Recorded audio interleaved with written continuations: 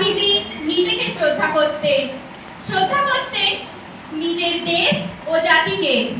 সঙ্গে সঙ্গে এটাও চাইতেন যে ভারতবর্ষের প্রতিটি মানুষই আত্মমর্যাদাবোধে প্রতিষ্ঠিত হোক।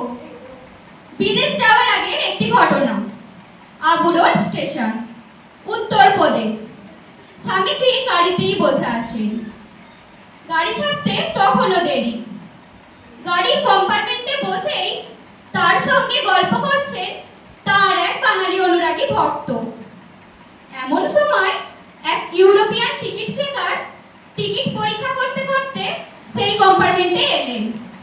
সেই ভদ্রলোকটিকে বললেন, Hello sir, show the ticket please. Please, give me some time.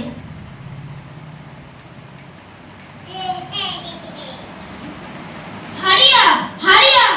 Either give your ticket or you get down from the train. Yes, don't shout. I will definitely get down. I am not going with Swamiji. I know the rules. I am also a railway employee. Don't make unnecessary noise, please. সেই ভদ্রলোকও rail কর্মচারী। তিনি সাহেবকে বোঝাতে চেষ্টা করেন যে তিনি নিয়ম বিরুদ্ধ কিছু করেননি। সাহেব তা শুনতেই চাইলেন না। ফলে দুজনে তর্ক বেঁধে গেল। তর্ক যখন বেড়ে উঠেছে তখন স্বামীজি মধ্যস্থতা করবার চেষ্টা করলেন। সাহেব ভেবেছিলেন স্বামীজি সামান্য সন্ন্যাসী, তাই তিনি ধমক দিয়ে উঠলেন, तुम काहे बात करते हो?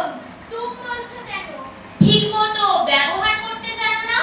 তুমি ফার্স্ট ক্লাস আর সেকেন্ড ক্লাসের প্যাসেঞ্জারদের দেখাশোনা করে থাকো আর লোকের সঙ্গে ব্যবহার করতে জানো না? আর বলছো না কেন? বেগতিক দেখে সাহেব এবার ইংরেজিতে বললেন, Sorry, actually I don't know this language well. I only wanted this man has to get down from this train. স্বামীজির আর সহ্য হলো না। তুমি এই বললে হিন্দি ভাষাটা ভালো জানো না, এখন দেখছি তুমি তোমার নিজের ভাষাটাও ভালো জানো না। লোকটা বলছো কাকে? উনি একজন ভদ্রলোক। দিসম্যান না বলে তুমি জেন্টলম্যান বলো। স্বামীজি সাহেবকে বললেন যে তার এই দুর্ব্যবহারের কথা তার উপরওয়ালাকে জানাবেন। ভয় পেয়ে সাহেবটি এবার সুসুর করে সরে পড়লেন। চারিদিকে তখন ভিড় জমে গেছে। স্বামীজির সঙ্গে ওই বাঙালি ভদ্রলোক ছাড়াও ছিলেন মুন্সি জগনমোহন লাল। সাহেব চলে গেলে জগনমোহন লালের দিকে ফিরে স্বামীজি বললেন, ইউরোপিয়ানদের সঙ্গে ব্যবহার করতে গেলে আমাদের কি চাই রেখেছো? এই আত্মসম্মান জ্ঞান। আমরা কে, কি দলের লোক না বুঝে ব্যবহার করাতে লোকে আমাদের ঘাড়ে চড়তে চায়। অন্যের নিকট নিজের মর্যাদা বজায় রাখা চাই, তা না হলে তারা আমাদের তুচ্ছ, তাচ্ছিল্য ও অপমান করে। এতে দুর্নীতির প্রশ্রয় দেয়া হয়। শিক্ষা ও সভ্যতায় হিন্দুরা জগতের কোনো অংশে হীন নয়, কিন্তু তারা নিজেদের হীন মনে করে বলে একটা সামান্য বিদেশিও আমাদের লাঠিচাটা মারে আর আমরা চুপ করে তা হজম করি। বিদেশি পাশ্চাত্য সভ্যতার বৈভবের মুখোমুখি দাঁড়িয়ে তার মনে কোনো হীনমন্যতার বোধ জাগেনি।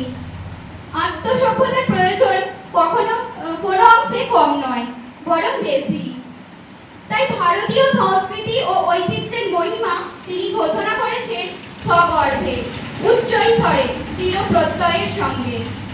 তার এই দৃঢ় প্রত্যয় এবং সাহসী মনোভাবের জন্যই পাশ্চাত্যের হাজার হাজার মানুষ ভারত ও ভারতীয় সভ্যতার প্রতি শ্রদ্ধাশীল হয়ে উঠেছিল। নমস্কার।